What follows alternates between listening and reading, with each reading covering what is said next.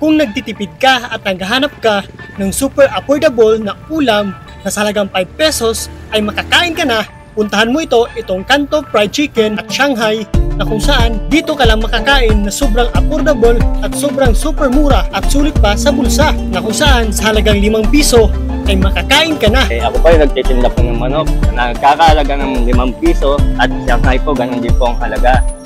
Para po sa mga may hirap na walang kakayang bumili ng ulam na medyo may mataas na presyo, ito ay makakabili na sila dahil matipid pa. Kung nagtitipid ka, pwede ka dito. Kung ang hanap mo ay fried chicken na mura, sa halagang 5 pesos lang, at Shanghai na mura din, 5 pesos lang din, dito mo yun makikita. At dahil nga sa sobrang mura ng kanilang pagkain dito, sa halagang 5 peso ay makakain ka na ng fried chicken at makakain ka na rin ng Shanghai. Kaya sila ay dinudumog dito at binabalik-balikan.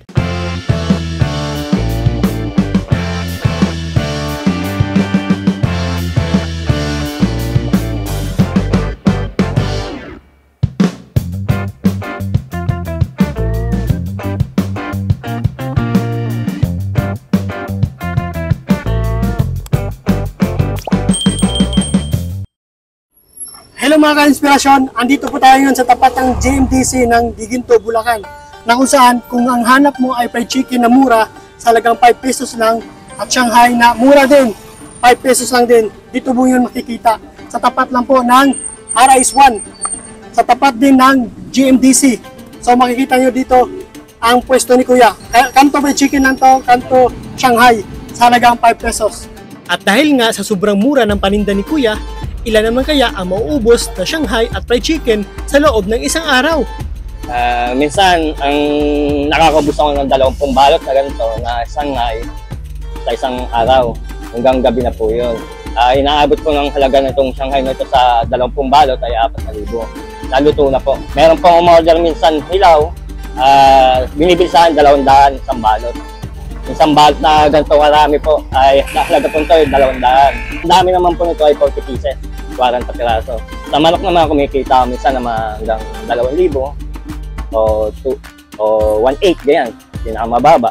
Kasi hindi naman kaagad na uubos yung manok kaagad kasi ang madalas is maubos dito sa akin siya ngayon. Natitira po ang manok talaga. Sa araw-araw na pagtitinda ni Kuya ng fried chicken at Shanghai dito sa kanto na ito, ay gaano naman kaya katagal na siya na nagtitinda dito? Ito na ako tagal dito, alos 4 na buwan na ako. Ang paninda pa namin ay hindi pa rin nagbabago ang presyo. At dahil nga napakamura ng kanilang fried chicken sa halagang 5 pesos, ay nakapag-isip-isip ako kung bakit ganito. Kung bakit napakababa ng presyuhan ng fried chicken nila dito. Anong klaseng manok ba ang piniprito dito? Ang part po ng manok na tinitinda namin ay breastbone, and then the egg, saka mga picture. Kaya ganito lang po kasi yung tinitindahan namin, wala kasamang makita, ay medyo tataas kasi ang presyo pagka hita, may kasamang hita. Kaya kami ito lang, sinasakto lang namin sa laki, sa sukat ng kaya ng tao bilhin, yung manok. Ang sanay pala namin, ang flavor po ay chicken. Halo po nito ay kalabasa, may mamanin sa pagputo. Ang gumagawa nito ay mga babae po. Kasi ang trabaho lang po namin dito ay magtinda.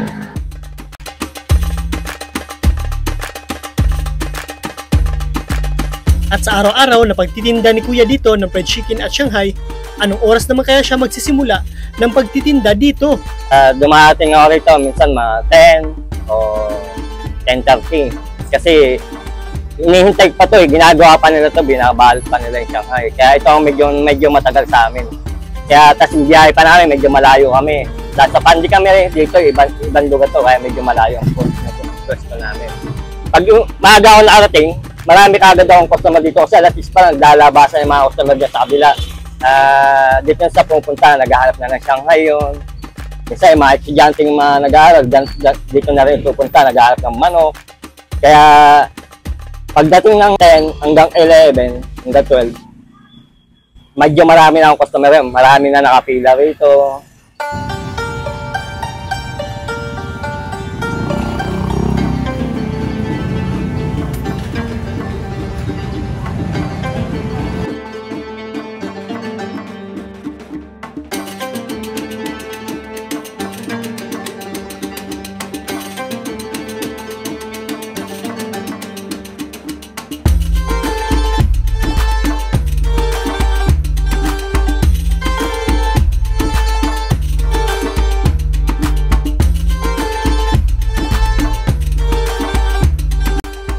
mga customer ko rito, kaya lagi silang bumabalik-balik kasi sa murang halaga na nga. Sa halagang 5 piso kasi may pang ulam na sila. Kung marami silang anak, lalo at mahirap na buhay. Makakabili sila sa halagang 50 pesos, pero yung 10 pirasong manok na yun.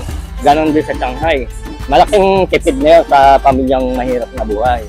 Pero sa may maangat na buhay, siyempre hindi naman gano'n papansinin ito. Kasi mas pipili sila ng mas class na pagkain at saka medyo mas masarap din sa paninda namin. Pero ito, sa amin naman, binabalik-balikan to kasi may lasa rin naman to. Kasi gawa ng tinitimplahan din namin to, may mga sarili rin itong ingredients. Gaya ng magic sarap, asin. Yun nga lang, wala lang kami spicing chicken na tinatawag. Madalas ako bumibili rito kasi masarap, saka mura lang. Para masarap pa, budget meal. Pwede na pang araw-araw. Solid, kaya bumibili ako rito kasi pagka nagbe-break time kami, lagi kong napapadaan dito kasi kahit mura lang pero masarap. Solid siya, pagka palaman ng Shanghai. Solid, marami kahit 5 piso lang mga boss. Kaya dalawin nyo na dito sa Giginto, Bulacan. Yun lang po. Wala, sakto lang lasa. Mahirap, mababa lang sahod, kaya nangailangan lang ganito lang presyo. Purito ko yung ganito. Ayoko yung yung malalaki, para nakakaumay. Dito sir na mura na, sulit pa no? Oo. Tipid ka pa. Pag malaki, nakakaumay kainin. At dahil nga sa mga sinasabi ng mga solid customers ni Kuya na laging bumabalik dito at bumibili ng kanyang paninda, ay na-curious ako. Kaya ngayon, ako na naman ngayon ang titikim ng kanyang paninda. Hello nga mga ka-inspirasyon. Andito na ang ating pinakahihintay. Ito. So, titikman natin ang kanilang Shanghai. Chicken Shanghai. Sa halagang 5 pesos. Ito, 5 pesos lang yan. Okay. Titingnan natin kung anong nasa loob nito. Chicken po ito.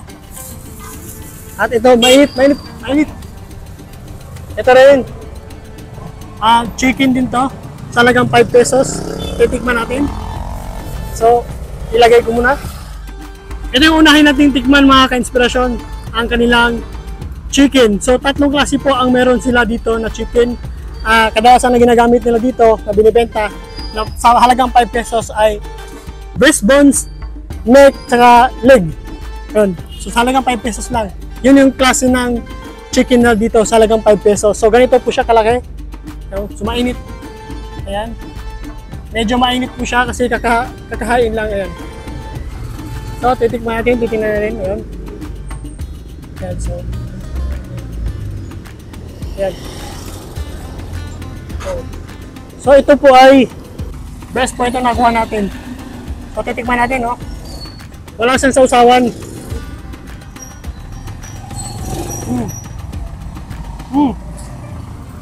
Templada siya. Sulit yung 5 pesos mo dito. Kung nagtitipid ka, pwede ka dito. Nagtitipid ka, wala kang ulam. May 5 piso nga, pumunta ka dito. Sulit, templada yung 5 pesos, oh.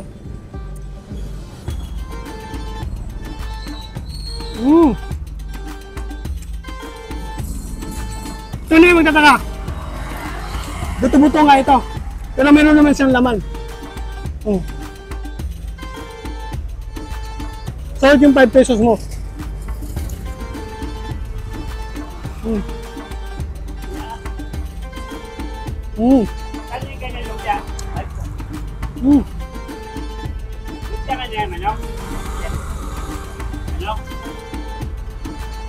Up.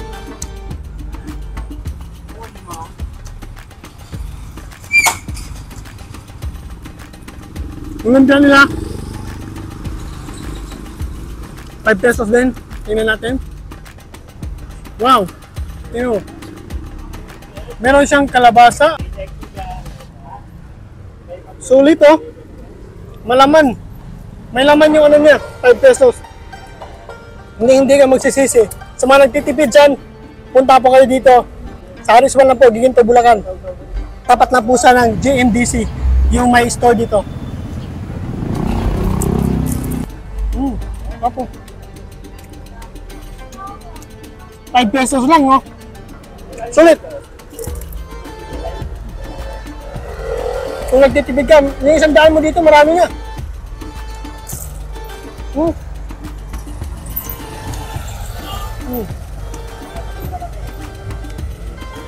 Sausawan na dito, suka lang. Suka lang yun. Pero kahit wala ka ng suka, masarap pa rin.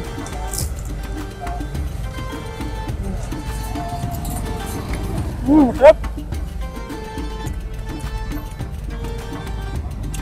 Masarap. Okay mga ka-inspirasyon, natikman na natin ang kanilang manok. Ayan, yung manok nila na sa halagang 5 pesos lang, natikman natin. Masarap, malasa. At itong lumpia nila, chicken lumpiang Shanghai. So manok yung nasa loob niya. Tapos meron siyang mga regado pa na nakalagay. So yung pinapakita ko sa inyo kanina. So masarap siya. Yung 5 pesos mo talaga, sinasabi ko sa inyo, nakakatipid dito. Pag wala kang pera, 5 piso lang pera mo, punta ka dito. Sulit yung 5 pesos mo dito. Marami ka nang mabibili sa halagang 100 pesos. Marami ka nang mabibili. Pag 5 piso lang pera mo, may ulam ka na dito. At yung po suportahan ng mga ganitong negosyo. Yung maliliit na negosyo, lalo na yung mga nagsisimula pa lamang. Ito po yung advocacy o legacy na dapat kong mabuo na tumutulong sa mga maliliit na mga negosyante na magkaroon pa sila ng maraming customers. Yan po ay tulong natin sa kanila. So, suportahan nyo rin ang video ito at suportahan nyo rin yung kanilang mga negosyo. Sa mga hindi pa po nag-subscribe, sana po mag-subscribe kayo para sa iba pa natin mga video. Maraming salamat po. Hanggang sa muli mga ka-inspirasyon. May negosyo ka ba? Gusto mo bang ipakilala? Let's PIBH. Promote your business here. This is your business inspiration. Libre lang to. And for more videos and updates, mag-subscribe ka na. Subscribe na!